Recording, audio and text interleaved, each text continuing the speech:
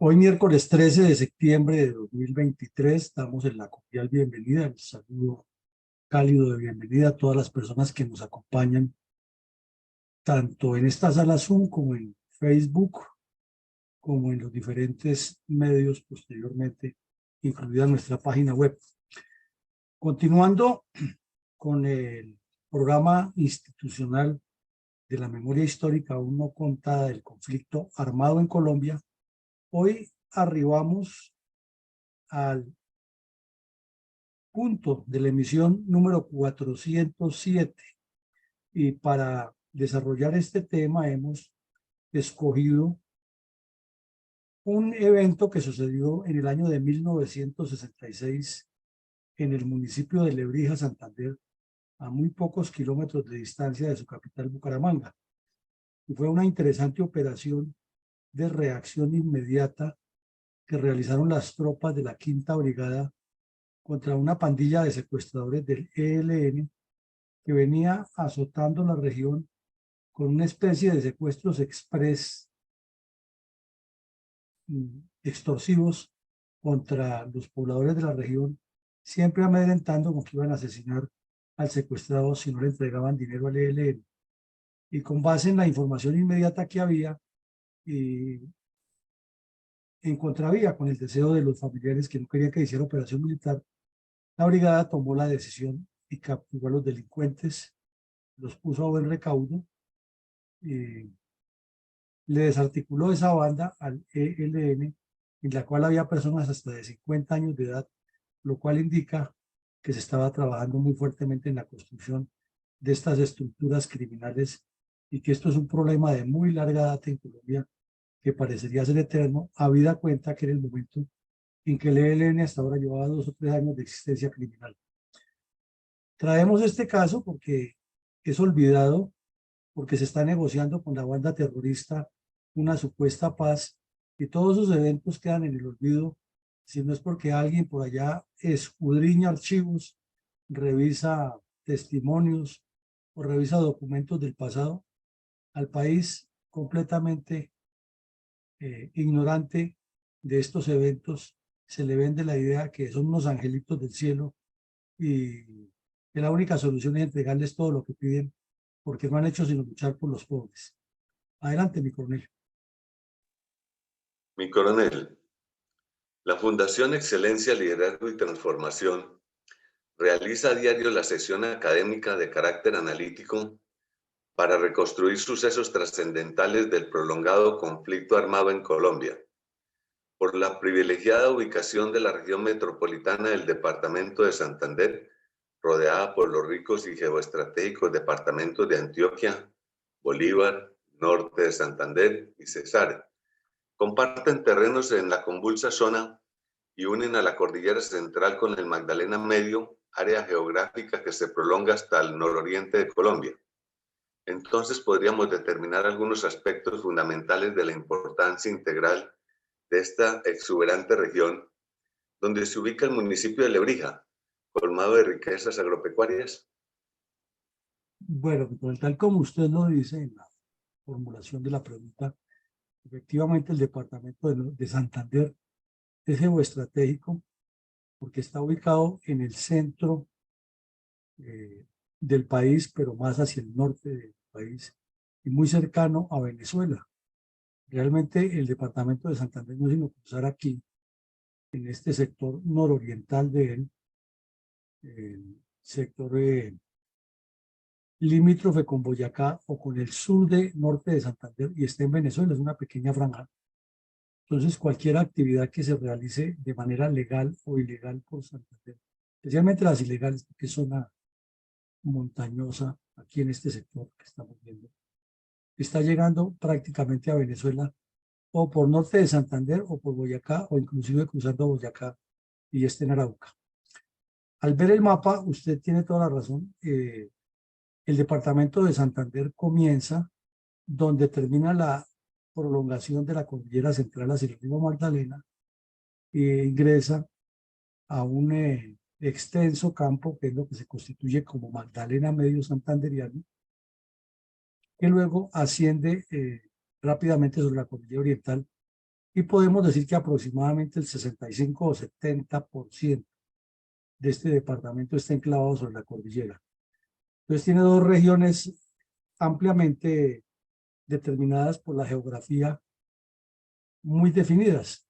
La región es plana o semiplana al occidente y la región quebrada y de alta montaña al oriente. Al ver esta infografía que nos presentan en entidades de turismo de Santander, pues observamos que es un departamento que tiene una riqueza tropical muy interesante sobre la zona aledaña al río Magdalena, riqueza petrolera, ganadera, una gran zona donde se puede hacer avistamiento de aves porque hay muchas lagunas. También es una zona que tiene un sector amplio de incidencia de insectos, de una zona tropical difícil para la salud. Tenemos al sur una zona que es famosa en el país por la producción de bocadillos en Vélez y Barbosa. Al oriente zona histórica y también zona de las famosas hormigas santanderianas, que son uno de los patrimonios y uno de los cultivos más importantes que son comestibles. Zona ganadera, otra vez zona de producción de hormigas santanderianas. Zona histórica y zona también de deportes de alto riesgo en la parte más quebrada de las montañas. Como decíamos, limita al oriente con los departamentos de Arauca, Boyacá y prácticamente con Casanare, que lo alcanzamos a ver. Entonces, para todos los fenómenos que hemos ido conociendo de la presencia de los grupos armados, pues es ideal, infortunadamente, el departamento. Usted mencionaba la provincia metropolitana o el sector metropolitano, es muy grande. Primero, el departamento tiene varias provincias, ¿no? El de Yariguíes, que es históricamente el que habitaron los indígenas de esta etnia, la región de Vélez, que es donde están los municipios de mayor producción guayabera y de bocadillos, y su capital es el municipio de Vélez, o sea, lleva el nombre del municipio de esa provincia. La provincia comunera de larga historia, que ahí se gestaron los procesos de independencia en la época de la Revolución Comunera, la provincia de Guanentá, donde están otra etnia de indígenas completas. ¿Por qué? Porque Guanentá está sobre la cordillera y Yariguíes está sobre la zona del Magdalena Medio. Son dos etnias indígenas muy diferentes. Los de Guanentá hacían parte de la etnia muisca, que se prolongaba al centro del país, y los yariguíes eran más cercanos a los caribes. Estos yariguíes fueron los que le pusieron la vida a cuadritos a González Fernández de Ollón y a Gonzalo Jiménez de Quesada cuando entraron a buscar el dorado, porque casi que no los dejan pasar por el río Magdalena a punta de emboscadas y de ataques con flechas, y además los atacaba en los mosquitos y el paludismo. Les fue muy duro la travesía de los españoles en esa zona. Y ahora pues la zona sigue siendo difícil para las tropas que llegan allá por las enfermedades tropicales como el paludismo y el mal de Chagas o la leishmaniasis. Tiene otra región muy importante que es la región metropolitana, que está compuesta por todos estos municipios que vemos en la ayuda aquí a la derecha, y entre ellos la ciudad de Bucaramanga y naturalmente la ciudad de Lebrija, que es la que vamos a analizar hoy. ¿Y por qué llama metropolitana? Porque es que realmente está, sobre todo sus centros urbanos, muy cerca relacionados con la capital, que curiosamente es el segundo municipio más pequeño del departamento. El municipio de Río Negro, que limita al norte con Bucaramanga y que es muy conocido como veraneadero, sitio de turismo y de intercambio comercial, es muy pequeño en cuanto a su área urbana, pero vemos que la zona rural es muy grande y llega prácticamente hasta el Magdalena Medio, al verlo aquí, más en la ubicación, ese municipio de Río Negro. También está ubicado el municipio del Playón, que es mucho más de corte como el Cesar y el sur de Santander, que lo que caracteriza al resto del departamento. Sin embargo, está en zona más o menos montañosa. Entonces, Lebrija que es un municipio de gran vocación agrícola, especialmente famoso por sus piñas, está ubicado al occidente de la provincia metropolitana y está enmarcado más o menos aquí, en este sector. Quiere decir que es un municipio que comienza en la parte baja, donde es temperatura fuerte de Magdalena Medio, y va subiendo los pisos térmicos en la medida que la cordillera oriental se va consolidando. Entonces tiene varios climas, pero esa ubicación hace que sirva de paso de las guerrillas hacia Bucaramanga, que no es muy lejos, lo vemos, no sino cruzar una muelita en Girón y está ya en Bucaramanga. O salir al Magdalena Medio e integrarse al sur de Bolívar y al resto de esa región tan compleja en violencia. Además, es un municipio que no es tan grande y tiene legitimadas ante la alcaldía municipal y la organización territorial 63 veredas. Y repetimos, sobre todo las de ya un poco piso térmico montañoso de clima medio, sube la temperatura más o menos a 18, 20 grados, 21 grados, 22 grados, una temperatura muy agradable, muy apto para el cultivo de la piña y otros productos agrícolas. Vemos esta vista espectacular, como en todos los poblados colombianos de vocación andina o de formación andina, su ubicación en la parte baja del cerro, la catedral sobresaliendo y la orgía de construcciones hechas de manera irregular sobre calles, inclusive ya con algunos edificios, lo notamos aquí, edificaciones altas, todavía rodeado por un verde hermoso, pero en el fondo ya se nota la deforestación sobre la cordillera con los riesgos que ya conocemos todos que eso significa para la zona urbana, para las zonas urbanas. Sí. Y al mirar la zona rural, sencillamente espectacular, unas piñas, esa piña golden que se consume aquí en los supermercados de Bogotá y de las principales ciudades, casi toda es producida en Lebrija, de altísima calidad.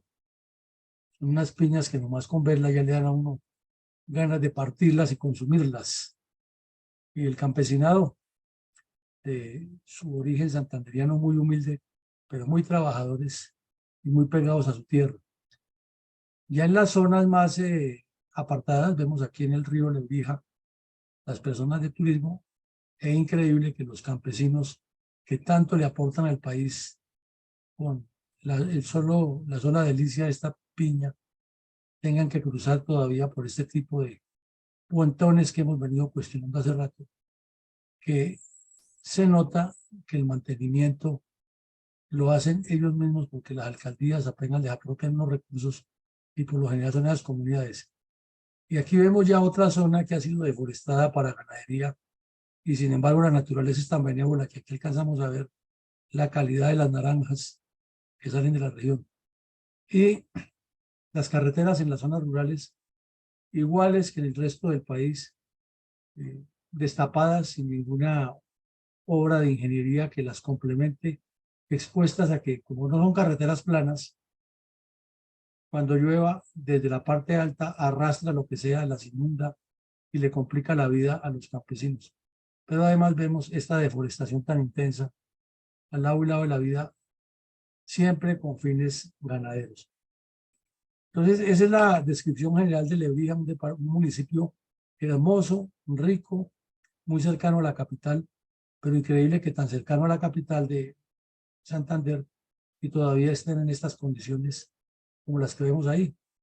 Adelante, mi coronel. Mi coronel, ¿quién era el terrorista Fabio Vázquez Castaño, alias Alejandro o Carlos? Cabecilla de las guerrillas comunistas que crearon el ELN en la zona de Chucurí. Bueno, este bandido, como ya lo hemos visto en episodios anteriores, acaba de morir en Cuba el año antepasado, donde terminó su trasiego criminal entrenando delincuentes de todas partes del mundo. Era un sujeto hijo de liberales asesinados en la época de la violencia, un poco menor que Tiro Fijo, pero su mentalidad muy parecida, aunque este era un poco más extrovertido, pero la mentalidad de asesino sí la llevaba igual, y además paisano de Tiro Fijo, el Quindío. También nació en la misma región. Este delincuente vio asesinar a su papá y, en su juventud por militancia en el Partido Liberal en la guerra entre liberales y conservadores, y muy pronto se integró a las guerrillas, a la violencia. ¿Por qué? Porque comenzó a trabajar, consiguió empleo como mensajero de un banco en Armenia. En ese tiempo, los que llegaban a gerentes de los bancos hacían la carrera desde mensajeros, iban subiendo en la banca y así se formó nuestra banca colombiana. Él iba a iniciar esa carrera, pero pronto se afilió al sindicato de la Unión Nacional Bancaria y por medio de ese sindicato militó inicialmente en el partido de Alfonso López Miquels en el MRL. Pero como en el MRL hay una corriente amplia de sindicalistas y de gente de izquierda que eran más proclives al Partido Comunista, terminó integrado a esas juventudes rebeldes que se unieron para irse para Cuba, y él, por sus rasgos de liderazgo que tenía, además un tono autoritario, terminó siendo la cabeza visible de ese grupo y resultó también ser como el más hábil para recibir la formación militar como terrorista. Entonces, en Cuba terminó de jefe de esa comisión que estaba ya de jóvenes estudiantes, sindicalistas y de diferentes vertientes de la sociedad, y regresó a Colombia como el cabecilla del ELN. Allá lo fundaron en Cuba, el ELN lo fundó Fidel Castro personalmente. Y él regresó como el cabecilla. Cuando llegó a Colombia, venían con la mira de revisar con gente que estaba trabajando aquí internamente si reasumían la zona que había tenido el BOEC en Bichada, o si se metían a Miraflores, Boyacá, donde el Partido Comunista había hecho un trabajo largo y estaba el ELN tratando de abrir zona, o si definitivamente se iban para Santander, en la zona donde han trabajado las guerrillas liberales de José Vicente Rangel, o de Rangel, no José Vicente Rangel, el Rafael Rangel, José Vicente es el venezolano, un dirigente comunista venezolano. No, Rafael Rangel, un guerrillero liberal, que se hizo famoso porque en 1948, cuando el 9 de abril, dio un golpe de Estado civil en Barranca Bermeja y se tomó la alcaldía. Y luego se fue para el monte y duró mucho tiempo dirigiendo guerrillas.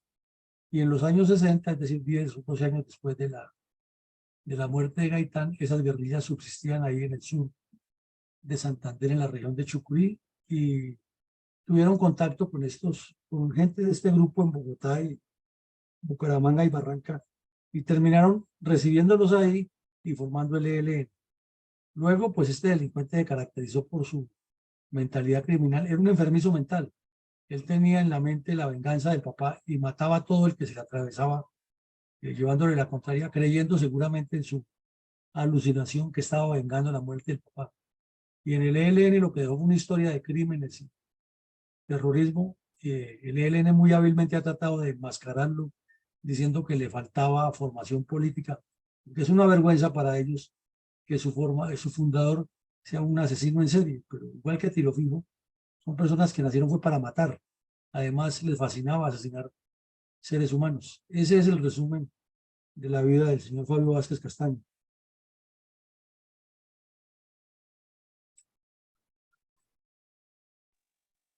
Adelante, mi coronel.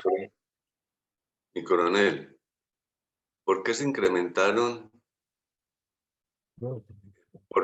por parte del ELN los secuestrados, las extorsiones y los atracos a mano armada durante los años 65 al 70? Bueno, resulta que el ELN venía en un proceso de crecimiento muy rápido. Este bandido estaba en el monte, prácticamente en la parte armada y en la parte de destrucción de guerrillas. En eso era muy hábil para destruirlos. Además era muy liso para moverse en el monte y demostraba, como se dice coloquialmente, la forma, la mentalidad, la acción delictiva. Entonces el ELN tuvo un desarrollo que ellos lo llaman no escalonado, no calificado, no procesado, sino que mucha gente alebrestada por la Revolución Cubana y sobre todo por la toma de Simacote en 1965 y por el trabajo que venía haciendo el padre Camilo Torres, que era muy explícito en hablar de la necesidad de una revolución. Muchas personas jóvenes, especialmente de las carreras de ingeniería industrial, de ingeniería petrolera, de sociología, derecho, historia, infiltrados por comunistas en las universidades que le estaban bullendo en la cabeza ideas revolucionarias, terminaron aliándose al ELN porque era como el polo magnético que atraía. Y de remate la señora María Elena Crobo, que era dirigente del partido del MRL, dijo abiertamente en una declaración pública: es que comandante Fabio, ordene y estamos listos.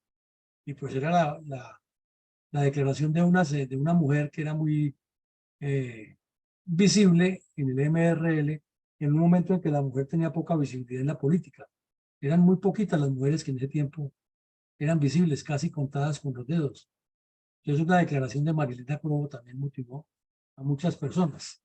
Paralelamente con eso, como lo hemos visto, no solamente era el cura Camilo Torres el que estaba metido ahí, sino que desde el exterior se estaban formando ideólogos de las guerrillas en las comunidades católicas de base, y hasta en Nueva York, quien lo creyera, la comunidad Marymount estaba formando monjas con mentalidad prosubversiva, al punto que la religiosa Esguerra, Leonor Esguerra colombiana, que era de una de las familias de estrato 50 en Colombia, viajó allá a estudiar y terminó, fue enrolada en esos procesos y luego vino a ser monja en actividad y concubina de Fabio Vázquez Castaño. Esa es parte de la historia. Entonces eso es lo que indica por qué tenían que reclutar, por qué tenían que secuestrar y cometer tanto delito. Es porque se les estaba creciendo la organización de manera muy rápida y necesitaban recursos, y también tenían que motivar a sus integrantes a que cometieran todo tipo de delitos para poder funcionar y para poder estar activos. Porque como lo dicen los manuales de guerrillas, una guerrilla que se queda quieta, se anquilosa y no es visible y no gana ningún espacio político. Tiene que estar en confrontación permanente. Esa es la explicación. Muchas gracias, mi coronel. ¿Cómo podríamos articular los antecedentes tácticos y estratégicos de la leve emboscada que desembocó en la captura en 1966 en el área rural del municipio de Lebrija, Santander, de una banda de secuestradores pertenecientes al ELN? Bueno, se considera como una emboscada porque fue una emboscada lo que le hicieron al señor secuestrado, a los secuestrados, y lo que generó la operación. Pero como antecedentes miremos en primera medida el curso y la formación en Cuba con todos los detalles que hemos narrado. En segunda medida es que el plan Lazo estaba terminando, lo cerró abruptamente Valencia, pero el presidente Valencia, pero siguió de alguna manera, y más con la llegada a Bucaramanga de Valencia Tovar, se mantuvo con otro esquema, pero se mantuvo esa línea. Simultáneamente en Santander, durante la parte final del plan Lazo, el bandido conservador Efraín González se trasladó desde el Quindío allá y se hizo muy famoso. Aquí hemos visto varios eventos. Dos de los más conocidos fueron la masacre de una cantidad de campesinos conservadores por cuenta del mismo, que los confundió con el viaje de campesinos liberales, que eso era muy común, que en esa época se movieran liberales en un vehículo y conservadores en otro, que se encontraban, se mataban como animales. Entonces Efraín González le montó la emboscada para asesinar a los conservadores y terminó asesinando, perdón, para matar a los liberales y terminó asesinando a los conservadores. Luego también fue famoso por una masacre que cometió en un velorio de uno de sus enemigos, otra masacre que le hizo al ejército, que enviaron a unos oficiales de civil que los han entrenado para operaciones de pequeñas unidades y se dejaron emboscar de Efraín González y él los mató. Había asesinado campesinos, le tenía ya cuota a los mineros boyacenses del norte de Boyacá y se movía entre las dos regiones. Como era conservador, había sectores de la curia que lo escondían Entonces todo eso era noticia de primera página en la región. Sin embargo, más o menos 6 meses antes de estos hechos, Efraín González fue dado de baja aquí en Bogotá por el general entonces teniente Harold Bedoya Pizarro. Luego vino también para la época, un año antes de estos hechos, el asalto a Simacota. Simacota, pues es el municipio que ya lo vimos, ese caso lo estudiamos aquí, con la cual el ELN, o con el cual el ELN apareció en público dando que existía una agrupación terrorista pro-cubana que lanzaba un manifiesto inicial de unos puntos que inclusive son muy parecidos a los que coloca el señor de Rux en su informe de recomendaciones a la Comisión de la Verdad. Tienen mucho de parecido los puntos que el ELN publicó en Simacota. Luego a un corregimiento que llama Papayal también se entraron, atacaron a la policía y le robaron las armas. Y también fue muy famoso un robo que hicieron de unos valores cerca del aeropuerto de Bucaramanga. Pero hubo más. Entonces con eso se financiaban, con eso se hacían visibles. Y como en el asalto a Simacota mataron a unos soldados y a unos policías, fue inclusive tan violento como el asalto de Insá Cauca por parte de las FARC. Entonces ya había como una especie de rivalidad creciente. El reclutamiento, como lo hemos descrito, fue muy intenso para la época. Mucha juventud valiosa de Colombia,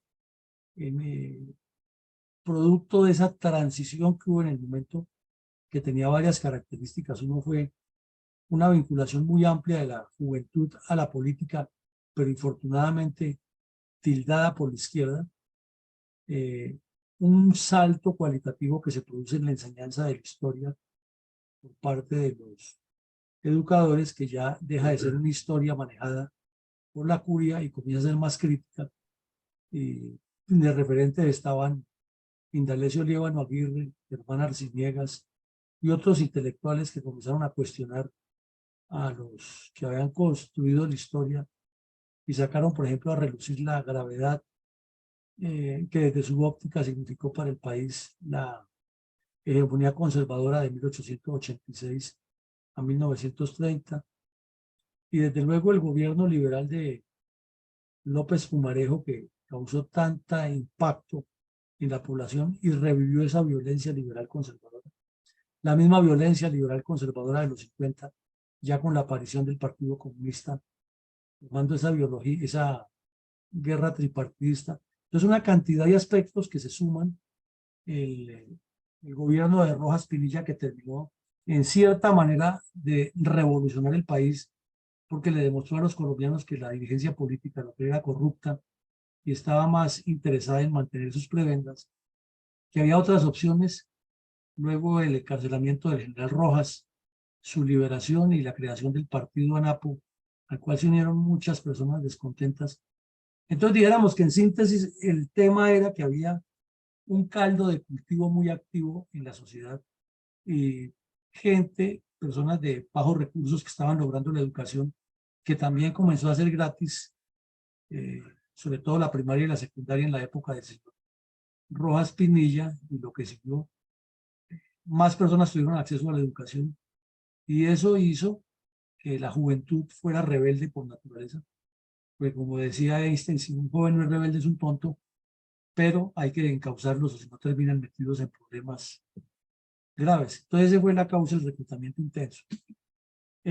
Había una competencia tácita con las FARC, lo hemos mencionado varias veces por el tema de que las FARC también comenzaron a demostrar que sus repúblicas independientes en el nudo de las dos cordilleras en el centro del país eran el modelo a seguir para hacer una revolución intensa con la toma del poder.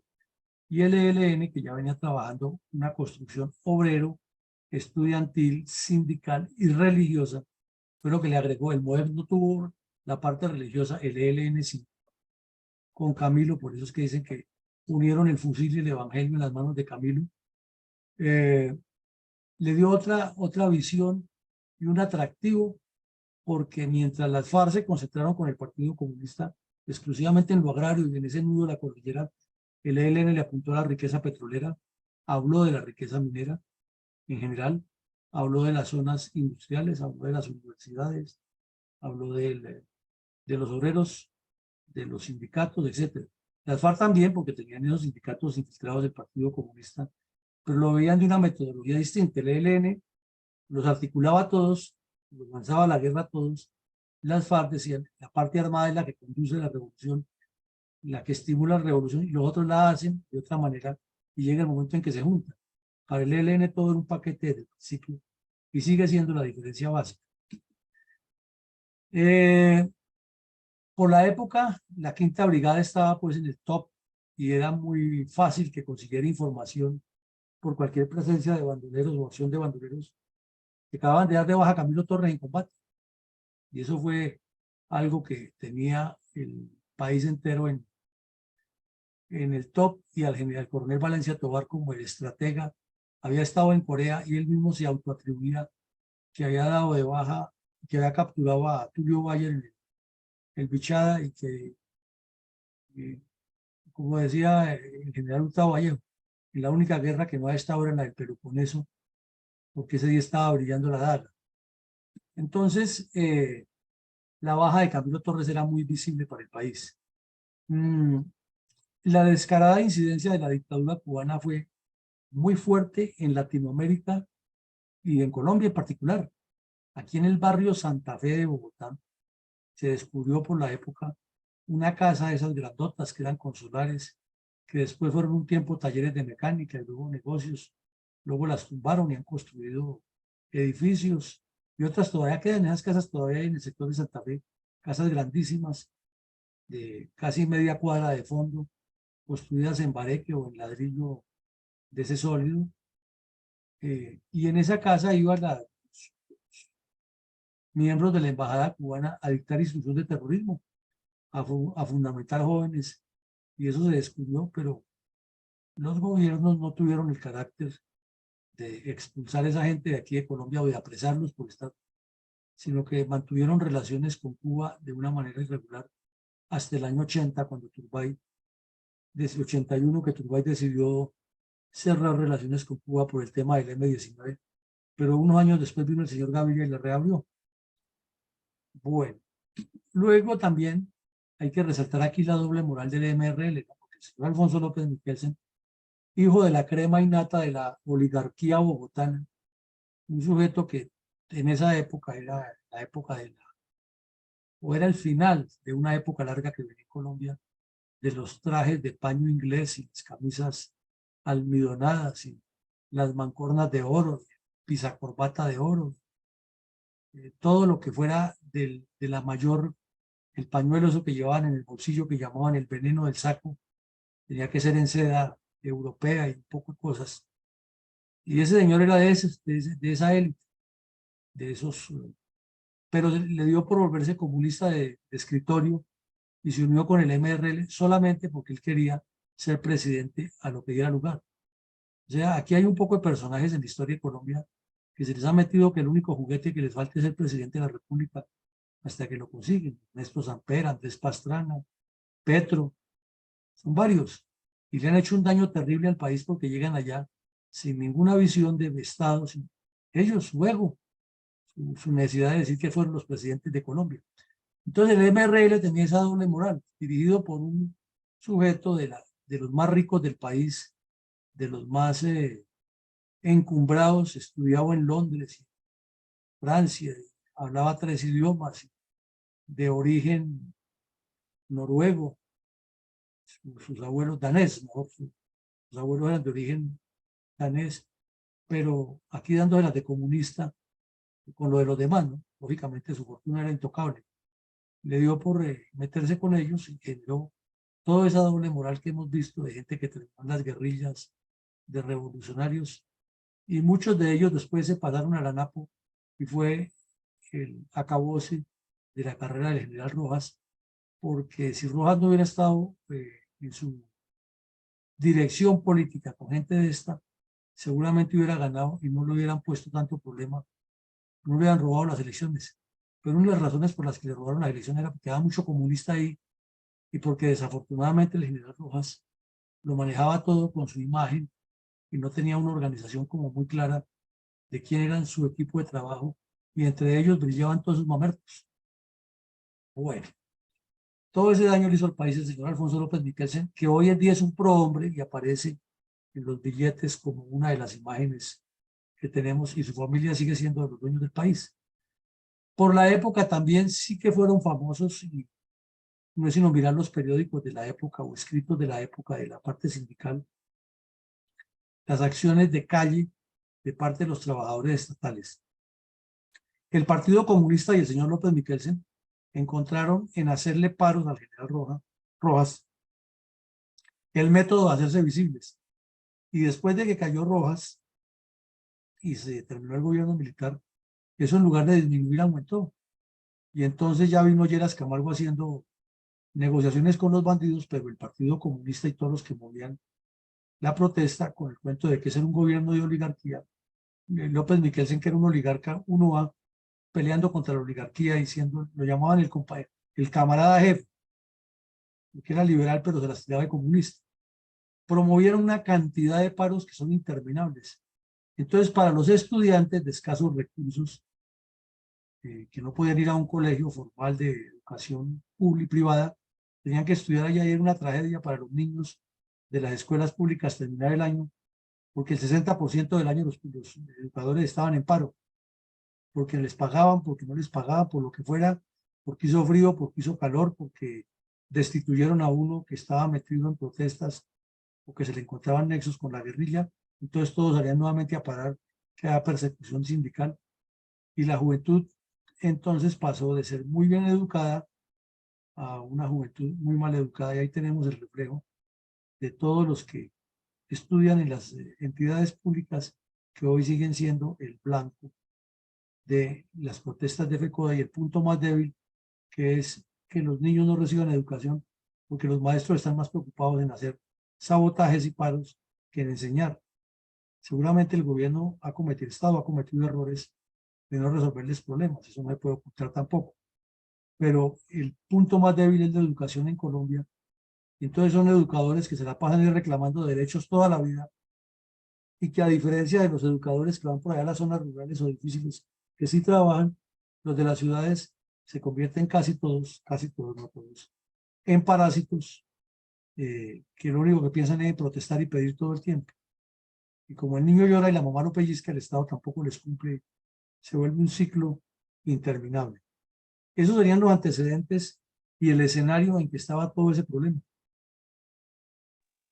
Mi coronel, en aras de ilustrar mejor a nuestra audiencia acerca del estado de los acontecimientos de la década de 1960, podríamos hacer una reconstrucción analítica de la ubicación de las cuadrillas del ELN en 1970 al inicio de 1966. Bueno, aparecen aquí en los límites entre San Vicente de Chucurí y el Carmen de Chucurí. Y la primera acción que cometen es bajar al sur y moverse a Simacota, y luego comienzan a moverse por distintas regiones. ¿Por qué? Porque, como ya hemos visto, había un reclutamiento paralelo. Entonces iban abriendo zonas donde comenzaban a hablar con el campesinado, a hablar del poder popular, y se han extendido ya en distintos sectores, para el sector de Cimitarra, cruzando el río Magdalena, llegando a Yondó. No es que estuvieran fijos ahí, sino que ya había habido presencia fuera de los mismos que se movían, o de otros que iban formando. Y como había habido historia de guerrillas liberales, pues ahí encontraban algún asidero. Lo mismo se han movido ya aquí para el sur de Bolívar, en San Pablo, empezaban a hacer sus pinitos, y en los límites de Antioquia y el sur de Bolívar, y otros se habían cruzado la zona tropical de Cesar, y ya estaban apareciendo en Aguachica con proyección a Valledupar, o hacia el oriente, a norte de Santander, donde finalmente el cura Pérez terminó haciendo este corredor que estoy mostrando con el cruzor, desde el sur de Bolívar hasta el norte de Santander, y luego las FARC también se instalaron ahí con su bloque Magdalena Medio. Entonces vemos que esto es un proceso histórico largo, que lo fueron haciendo muy rápido, y que por eso cometían distintos actos criminales para poder financiar todo ese proyecto y organizar. Lo hemos visto aquí que 6 años después, aquí en el sur de Bolívar, cerca de Simití, el ejército les dio un golpe en la quebrada de Los Canelos, que fue cuando cayó el morral de Fabio Vázquez Castaño, toda la información, y se encontraron todas esas redes que tenían constituidas, no solo en esta región, sino hasta en Cali, Medellín, en Bogotá, en muchas partes del país, y una de las que se salvó de ser capturada fue la monjita Leonores Guerra, que quedó completamente en evidencia, y la sacaron miembros del Partido Comunista que tenían una empresa de fachada con una ebanistería aquí en Bogotá, en el barrio Gaitán. Ahí la escondieron inicialmente y luego la sacaron del país con la complicidad de funcionarios de migración que les ayudaron por dinero a esconderla, y terminó en Cuba y en Nicaragua y en México haciendo terrorismo en otros países, hasta que ya regresó mayor de edad y le dio por contar sus memorias. Ya si está viva de tener más de 90 años. Bueno, entonces lo que nos indica es que se regaron por toda esta zona, y así como las FARC crearon sus repúblicas independientes, el ELN se fue ubicando, pero con otra concepción y con otra dinámica. Ese es el resumen, mi coronel.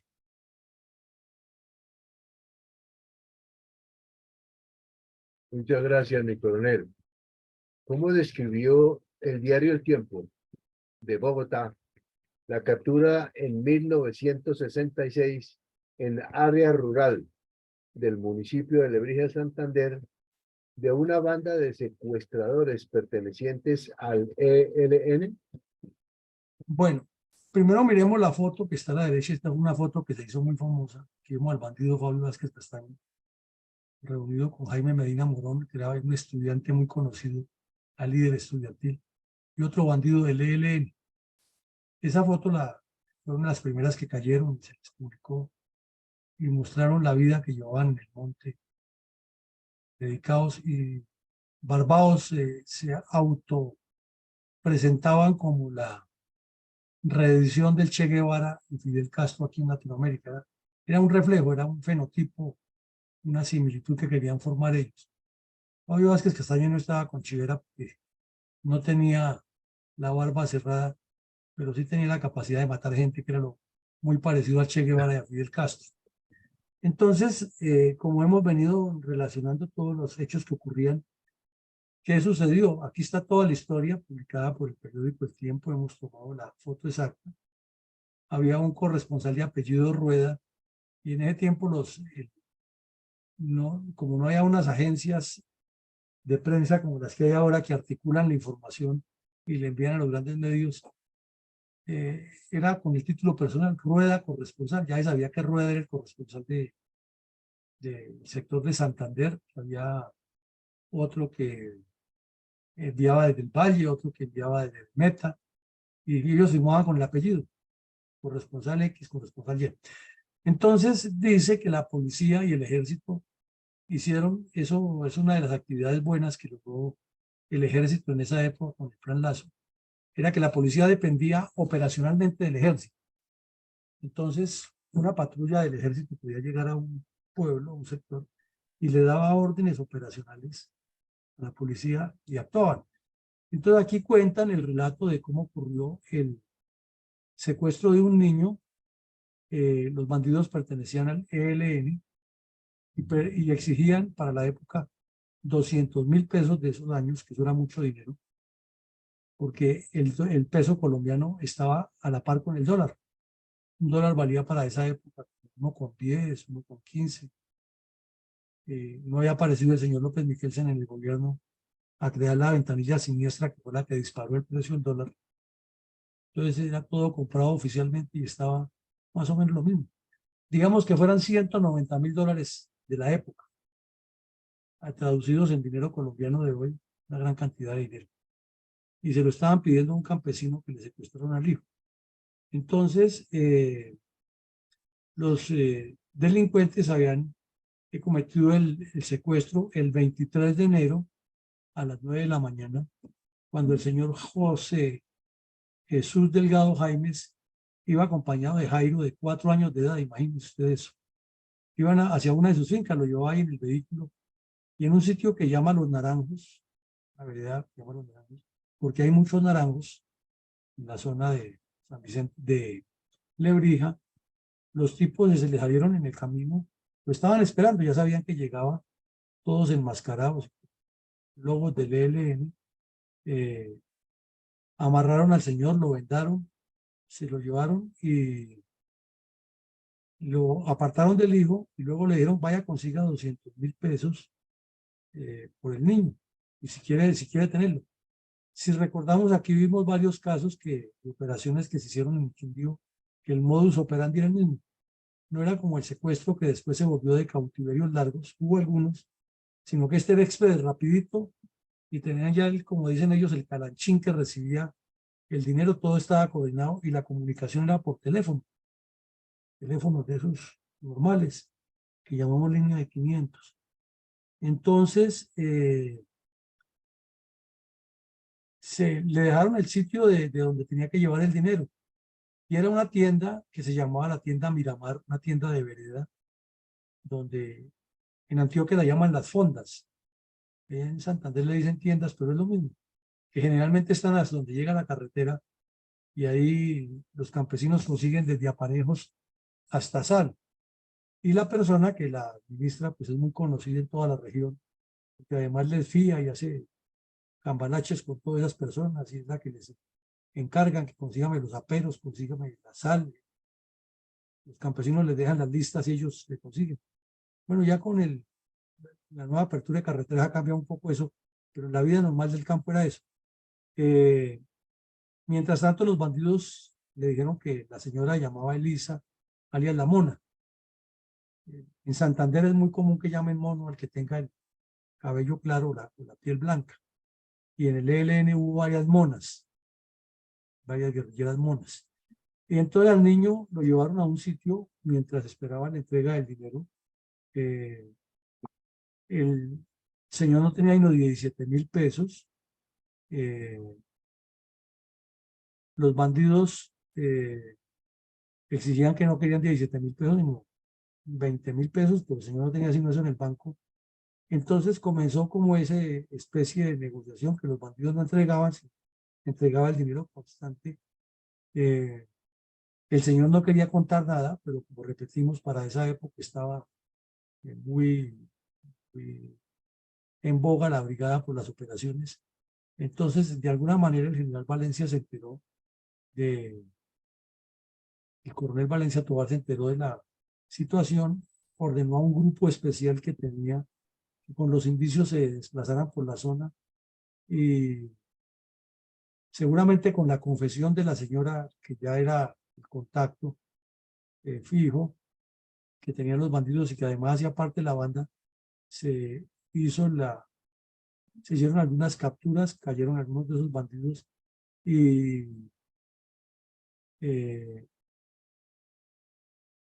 los capturaron y dijeron dónde estaba el niño, lo liberaron y cuando ya los traían de regreso, cayó otro.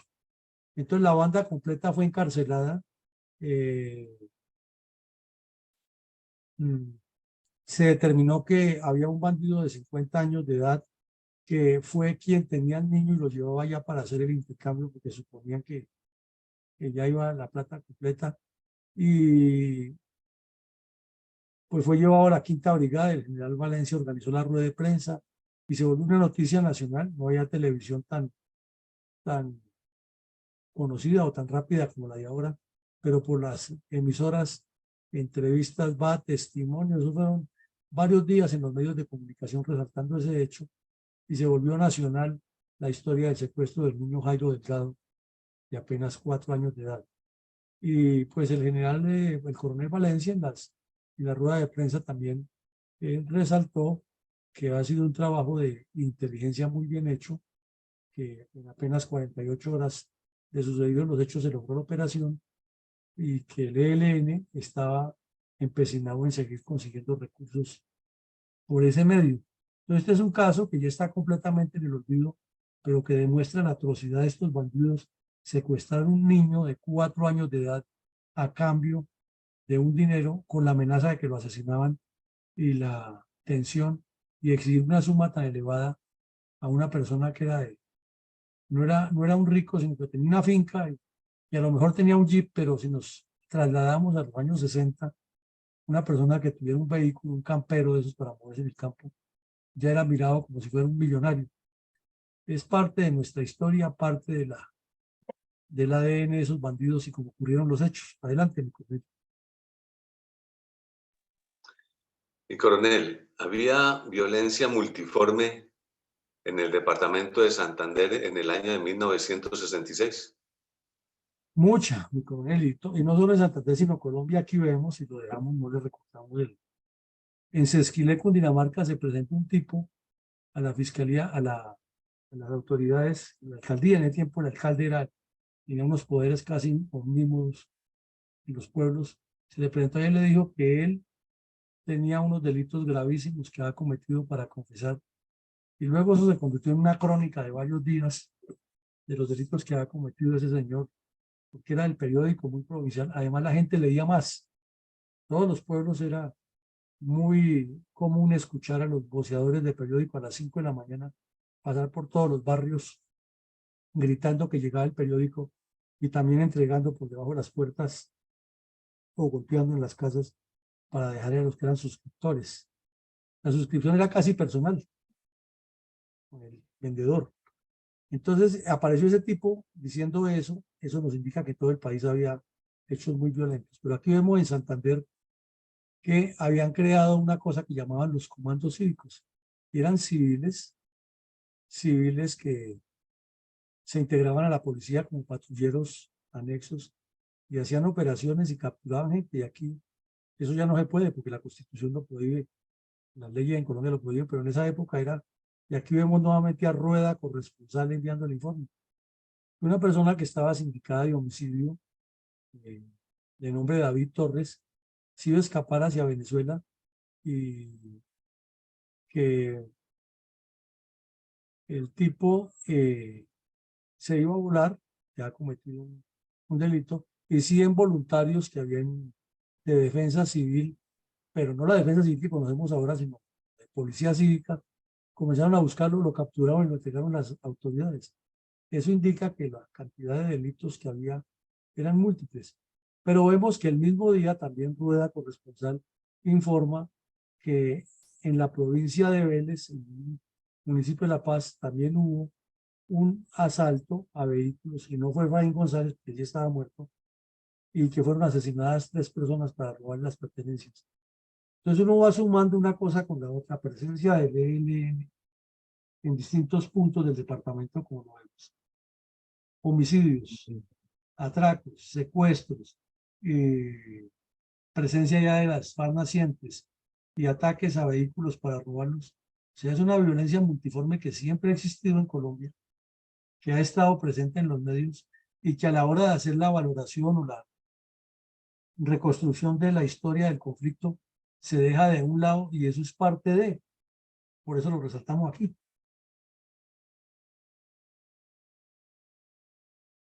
Bueno, mi coronel, después de casi 60 años de existencia terrorista, ¿cuál es la relación del ELN con la actual narcodictadura venezolana? Bueno, pues si la narcodictadura venezolana es narcodictadura, el ELN es grupo narcoterrorista. O sea, después de todos esos supuestos ideales del hombre nuevo y del cambio de estructuras y de ir a Cuba a seguir el ejemplo de la revolución, entonces lo que se convirtió fue en el ejemplo de la narcodictadura cubana. Y aquí la revista Inside Crime, que es una entidad muy seria, una ONG muy seria, lo publica y hace la pregunta, que la respuesta es obvia, ¿no? Son los insurgentes de Colombia, refiriéndose al ELN, a los grupos terroristas, como el ELN, los paramilitares proestatales de Venezuela. Y la respuesta clara y directa es sí, sí. Aquí en Colombia son terroristas comunistas y en Venezuela son paramilitares proestatales de la narcodictadura de Maduro, porque allá le ayudan a organizar sus comités de defensa de la revolución. Entonces, con toda esa experiencia que tienen allá, más la experiencia de narcotraficantes y de criminales en Colombia, que desde el principio secuestraban niños de 4 años, tenían un jefe que asesinaba a todo el que les caía mal.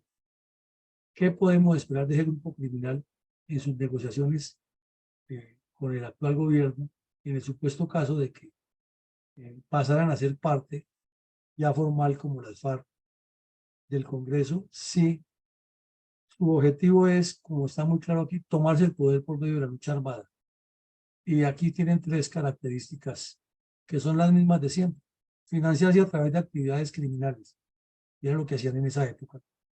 Regular el orden social a través de una especie de gobernanza paralela, lo estaban haciendo desde esa época, con el reclutamiento y la organización de las bases populares, y atacar a todo lo que sea la infraestructura estatal y a los cuerpos de seguridad. Entonces, su agenda no ha cambiado, no se ha movido, y aquí dan la descripción y lo mismo, manejan economías criminales en alianza con cuerpos de seguridad y figuras políticas. En Venezuela, ¿no? Que está en Venezuela, lo que están haciendo en Venezuela. Establecen sistemas alternativos de cogobernanza en alianzas con el Estado venezolano y actúan como una fuerza paraestatal defendiendo los intereses de Venezuela. Entonces lo que vemos es que con el nexo que tienen con Venezuela, le aumentaron a lo que toda la vida han hecho en Colombia un ingrediente más del cual ni se habla en la mesa de conversaciones, ni se menciona en el informe del señor de Rux, porque las FARC son exactamente lo mismo. Entonces, como dice el cómico, el comediante, ¿a qué estamos jugando? Adelante, mi coronel. Y coronel, ¿cómo resalta nuestra fundación el drama de los niños incorporados a las guerrillas comunistas por medio de artilugios, engaños y estratagemas?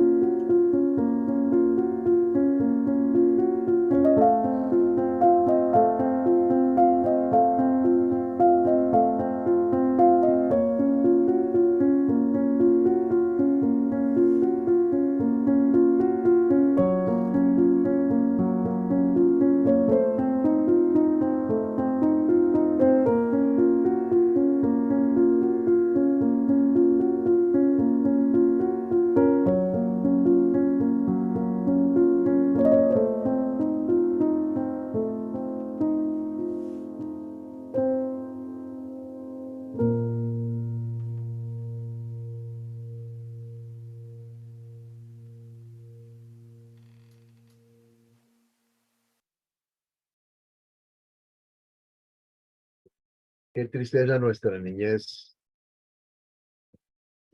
entregada a manos del comunismo, a manos de la guerrilla. Mi coronel, ¿es factible enunciar algunas reflexiones del orden táctico operacional relacionadas con la captura en 1966 en área rural del municipio de Lebrija, Santander, de una banda de secuestradores pertenecientes al ELN? Sí, claro, mi coronel, hay muchas y trataremos de condensar algunas para reflexión, ¿no? Para pensar un poco, discurrir un poco alrededor de esto. Todos los grupos terroristas colombianos obviamente utilizan con el terrorismo como su eje de gravedad, como su accionar, su línea base. Pero el ELN ha sido desde el principio porque las FARC para la época secuestraban a personas adultas. Por lo menos en ese tiempo tenían un poco más de, no de decencia, sino de respeto, y no secuestraban ni mujeres ni niños. Pero estos bandidos del ELN sí desde el principio comenzaron a secuestrar todo lo que les produjera dinero. Entonces es una especie de guerra psicológica alrededor del terrorismo. En las FARC era alrededor de la organización campesina, el reclutamiento y la propaganda. Estos le combinaban todo, pero de una vez el terrorismo directo contra la población civil y contra la infraestructura. El ELN fue el que realmente inició a derribar torres de energía, a destruir infraestructura petrolera. Ya después las FARC se metieron en lo mismo, pero fue un debate largo. Fueron más o menos 25 años de existencia de las FARC en que lo pensaban, lo valoraban y definitivamente decían que no. Después, cuando comenzaron a asaltar poblados en parejo, es decir, cuando se unieron como coordinadora guerrillera, ya también terminaron en lo mismo. Pero antes no lo hacían.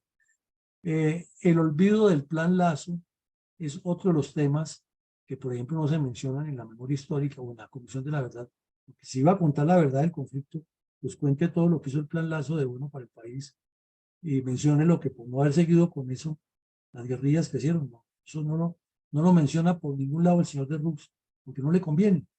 Eso no favorece a su redacción final. Y a los colombianos, que ni siquiera saben qué fue el Plan Lazo, pues con mayor razón ese olvido generalizado. Y los políticos intencionalmente lo esconden porque saben que si se pone eso en primer plano, las fuerzas militares los opacan, ya que es un medio que mucha gente estaría de acuerdo, ya que se trabajaba era de manera directa con las comunidades y la comunidad participaba con el ejército en la distribución de los trabajos y había una observación más directa del presupuesto.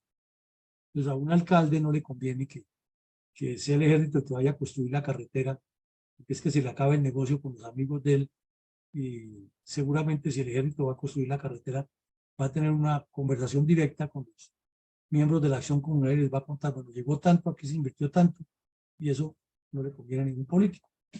En tercera medida, la ingente propaganda que ha hecho el ELN para construir el poder popular lo vimos en la forma como se fue distribuyendo y el trabajo que hacían los jóvenes reclutados y luego ya con esa propaganda que les ha imbuido en la cabeza la teología de la liberación para un poder popular construido entre todos como una forma de rebeldía contra el Estado estatuido. Hay algo interesantísimo, es que todo el mundo habla de la narcodictadura cubana y que hay que protegerla y que es que Estados Unidos tiene la culpa, pero ningún columnista ni el señor de Rux en su informe de la supuesta verdad relaciona el daño que le ha hecho la narcodictadura cubana a Latinoamérica y en especial a Colombia, apoyando el terrorismo, entrenando delincuentes, recibiéndolos en la isla, con el cuento de que es el país que sirve de paz. Eso es como entregarle el queso al gato para que el ratón no se lo coma. Pues se traga el queso y se traga el ratón. Entonces, entregarle a Cuba, imagínense ustedes cuando se reúnen allá, todo eso lleno, todos los salones y los sitios donde se alojan los delegados llenos de cámaras y micrófonos para espiar los que dicen, que no dicen. Seguramente mientras se van a reunir, las camareras de los cuartos van y les esculcan las maletas, les meten microchips dentro de la ropa, quién sabe qué más no le hacen. Y estos ilusos pensando que en Cuba están negociando, cuando los bandidos tienen información de primera mano de todo lo que está hablando, porque están espiando las delegaciones del gobierno. Y con delegaciones que son más de la mitad de los mismos, imagínense ustedes lo que puede lograr Colombia ahí. Y entonces ese olvido de lo que ha hecho Cuba es grave y poner a Cuba de mediador es un error gravísimo. Hubo una extensión progresiva de la guerra del ELN a todas las ciudades del país y se fue multiplicando a partir de un reclutamiento consistente y una difusión clandestina de una ideología en la que participaron muchos elementos de la Iglesia Católica con un enfoque muy especial. La soberbia de la dirigencia política contra las capacidades del ELN no tiene límite en Colombia.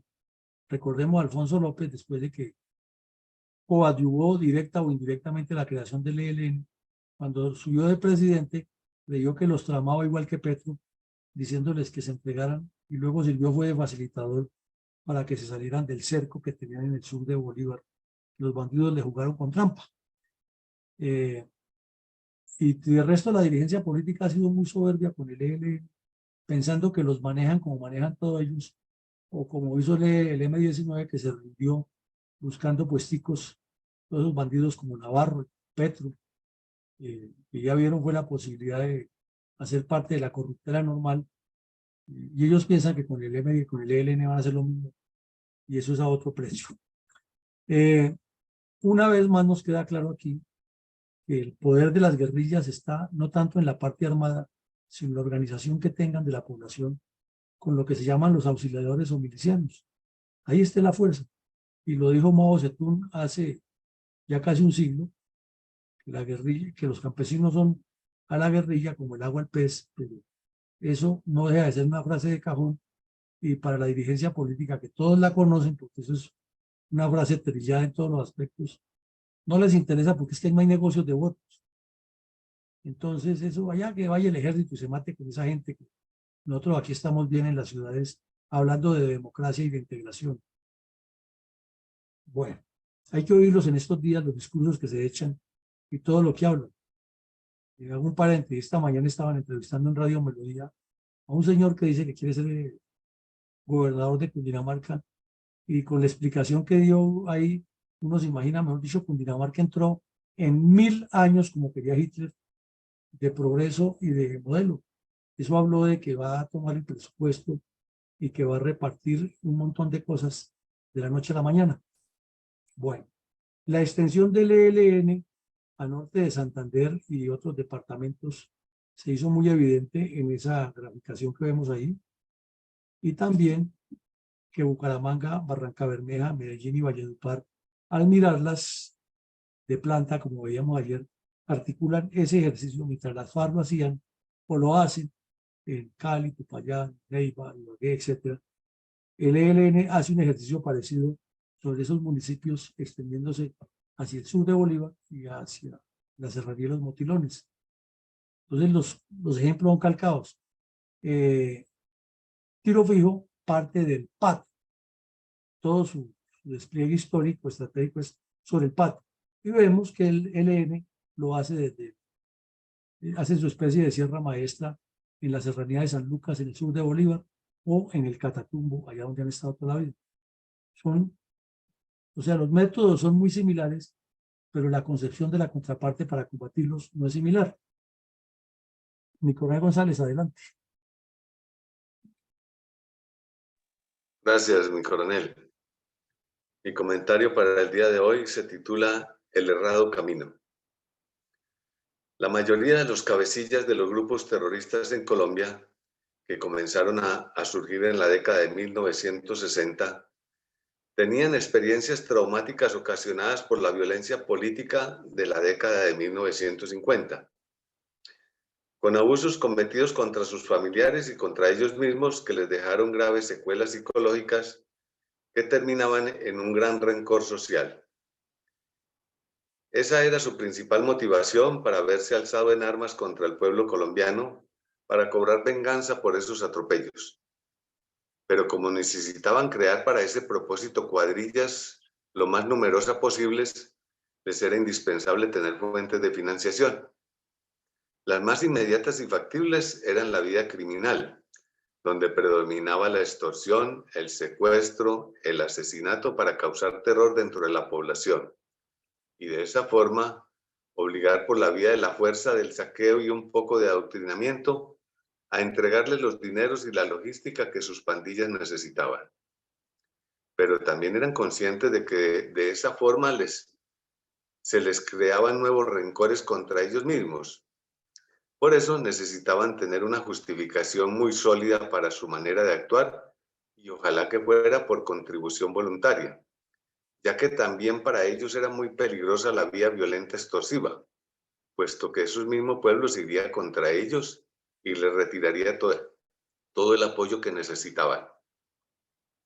Por eso encontraron en las ideologías políticas, tales como las del liberalismo del MRL, el comunismo ruso y la falsa teología de la liberación de la Iglesia Católica, la justificación social e ideológica para sostenerse en su objetivo de venganza personal, el cual debían convertir en un concepto supuestamente válido de propósito social, como si fuese el camino apropiado para lograr el progreso, el desarrollo y mejores niveles de vida, de calidad de vida de las clases sociales menos favorecidas. Una aventura al estilo de un Robin Hood colombianos. De esta forma surgió el grupo del ELN, encabezado por el bandolero Fabio Vázquez Castaño, quien con sus hermanos inició la primera cuadrilla de ese grupo terrorista en el departamento de Santander, basado en un clan familiar de crimen y barbarie, motivados por supuesto por los sucesos de su vida anterior durante su niñez y juventud, como ya lo explicamos. Camino que no tuvo éxito, ya que sacrificaron su vida inútilmente en una meta que era imposible de lograr dentro del entorno cultural, las tradiciones y la ideología política colombiana. Creencias y formas de vida que están basados en los principios de la religión católica, el trabajo, la ley, el orden, la libertad y la democracia. Perdón.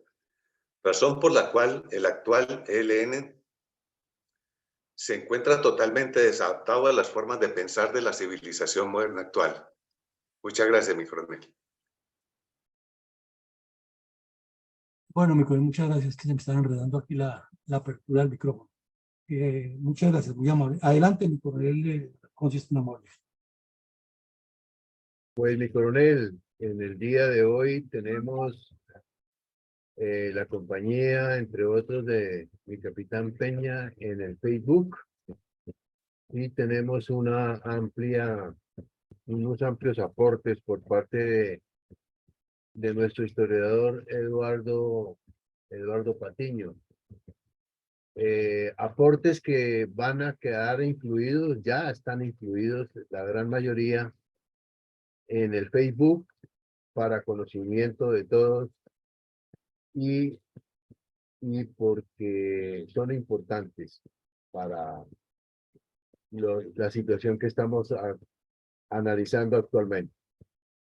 De las noticias actuales, pues seguimos en la tónica de las acciones criminales respaldadas por el gobierno mediante un cese al fuego, solo cumplido por la legalidad de la fuerza pública. Mi comentario para hoy es el siguiente: coartando nuestra libertad y rematando el medio ambiente. Si vemos la descripción geográfica y paisajística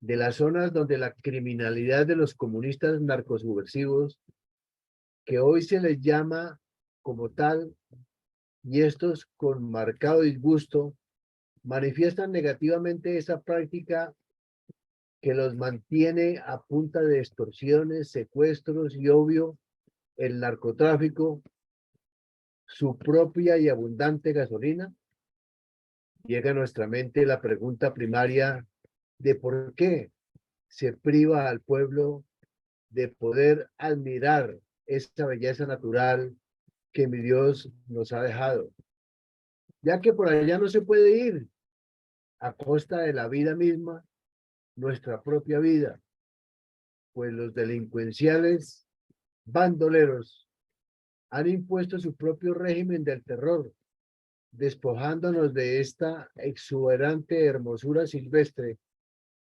que tiene nuestra patria. Pero como complemento de esto, los aleves ataques de estos para la riqueza de nuestro país, con la voladura de los oleoductos, con grandes pérdidas para la economía nacional, pérdidas que serían bien reflejas en inversiones para el pueblo, hospitales, escuelas, etcétera. Pero en cambio, el panorama pictórico de nuestra naturaleza, en especial para los cursos de agua y la vegetación, que se ve perjudicada y muerta, pues la recuperación del daño es a muchos años de espera y cuidado por parte de los seres humanos, lo cual sigue siendo materialmente imposible, producto de las amenazas efectivas de los narcoterroristas, que hoy en día, y dada la situación actual que mira hacia la legalización de esta gasolina del terrorismo, respaldada y propuesta por el mismo gobierno, que nos quiere obligar a sepultar nombres de delitos para convertirlos en inexistentes y así puedan legalizar la salida de las cárceles de muchos delincuentes. También con el respaldo del sonado Pacto de la Picota. Así las cosas, ¿a qué estamos jugando? ¿Qué esperamos para el futuro de nuestros hijos, nietos y futuras generaciones? Muchas gracias, mi coronel. Bueno, mi coronel, muchas gracias. Entonces, mi coronel Saldaña, buenos días, adelante. Buenos días, mi coronel Villamarín y compañeros quienes estamos en esta aula máxima virtual de Fundel y quienes nos escuchan por otros medios. Reflexión 407, episodio de la memoria histórica de la Fundación Excelencia, Liderazgo y Transformación, miércoles 13 de septiembre de 2023. Objetivo Colombia. El comunismo tiene limitada audiencia en las sociedades desarrolladas que han alcanzado un grado suficiente de bienestar social para toda la población, pero alcanza éxito en las sociedades atrasadas como la nuestra, por la denuncia que hace la injusticia y por el anuncio de una vida mejor al estilo de Marx, que ha producido durante más de un siglo electrizantes mensajes de esperanza con su llamamiento a las pasiones que justifica moral y científicamente contra las ideologías tradicionales, móviles de la acción política. Marx pretende azuzar las pasiones. Es lo mismo que vemos hoy en día, solo anuncios esperanzadores y al mismo tiempo aúpan las pasiones. Las pasiones sociales dominantes son los celos, la envidia y el resentimiento. Donde estas pasiones dominan, no hay convivencia posible, no puede haber progreso, porque se prefiere el estancamiento para conservar la propia ubicación social. Marx describe los fenómenos con palabras cargadas de connotaciones explosivas. Habla de relaciones de explotación. Es un grito de rebeldía y nadie puede permanecer neutral. Le dice a quienes se sienten explotados que tienen razón científica para romper sus cadenas y quienes se sienten motejados de explotadores ven venir sobre ellos la ira sangrienta y demoledora. El comunismo proviene de la pequeña clase media, de donde provienen los, pues yo le agrego, además, la clase pobre, de donde provienen los líderes intelectuales y el proletariado, movidos por la envidia y que esperan una ventaja del cambio social. Se abren a la nueva moral que les ofrece una liberación de sus acciones sociales reprimidas y que las justifica y las convierte en virtudes. Aparece la doctrina como ideología para justificar su interés. Es mi reflexión. Gracias y feliz día. Bueno, mi coronel, muchas gracias, muy amable. Mi coronel Vicencio. Es sabido de todos la situación con la que a diario nos encontramos y más en este momento de violencia. En este sector de Santander, específicamente en Lebrija, es una tierra, como lo informaba mi coronel, una tierra próspera de gran producción agrícola y algo ganadera. Pero la violencia, más de 60 años en este sector que es muy cercano a Bucaramanga, es muy cercano, es el camino hacia Barranca Bermeja. Y la violencia se ha enquistado ahí porque es el paso obligado para todos los que van hacia el occidente de Colombia. Gracias. Bueno, mi coronel, muchas gracias. Entonces, bien, escuchando, ¿no? Como siempre, todos sus puntos de vista, se atan elementos históricos, elementos filosóficos, elementos políticos y elementos de la vida práctica, de la sociología práctica del campesino, del habitante. Y es que si uno llega al fondo del asunto, el problema sigue siendo el mismo que tanto cuestionamos aquí en nuestros espacios de la Fundación. Es que no hay políticas.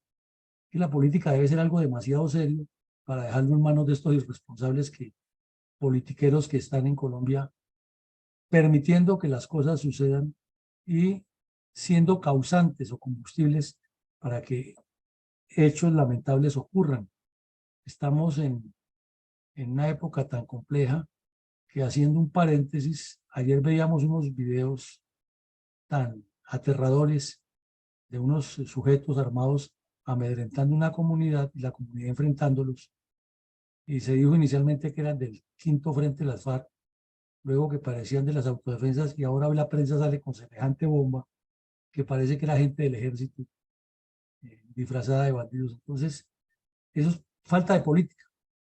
El señor Petro, con su desorden que tiene, va generando que todos los hechos se ocurran. Y si los bandidos del ELN han afectado tanto esas regiones, es porque no hay política, no hay estrategia, no hay conducción.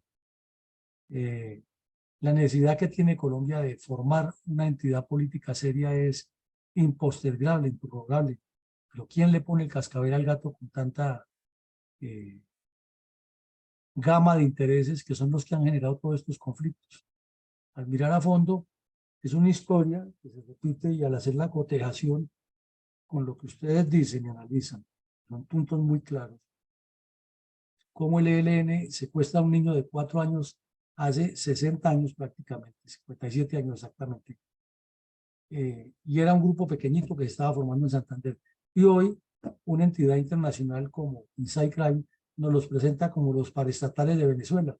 O sea que no solamente crecieron en Colombia, sino que ya hacen parte de la corruptela en Venezuela. Y entonces, a ese ritmo, dentro de 40 años que se reúnan nuestros nietos a hablar de esto, dirán que ya también hacen parte de la corruptela en Ecuador y en Brasil y quién sabe qué más, porque no hay políticas, no hay política clara. Difícil la tarea, pero no podemos desfallecer en seguir construyendo memoria histórica y educando a la población a que Colombia tiene que dar un vuelco constructivo, no de violencia, sino constructivo, porque la riqueza está ahí en el suelo, la gente está para trabajarla, pero hay quienes la están instigando a cometer otros hechos que no son exactamente de desarrollo. Llegamos al final del ejercicio. Esta noche tendremos otra actividad académica, volveremos a retomar el tema de la construcción de un proceso para preparar una asamblea constituyente. Vamos despacio, vamos analizando la Constitución, nos escuchamos todos para irnos formando un concepto mucho más claro de qué es una Constitución y por qué hay que cambiarlo, por qué no hay que cambiarla. Ya llevamos 3 jornadas, nos parece que todos hemos aprendido y compartido muchos detalles, pero que nos falta mucho todavía de conocer en la Constitución por dentro para poder hablar de si se hace constituyente o no. Entonces, los esperamos. Mañana continuaremos con la memoria histórica, con otro hecho de esos que nos lleven a reflexionar muy profundo por Colombia. Un feliz día para todos y que Dios nos siga acompañando.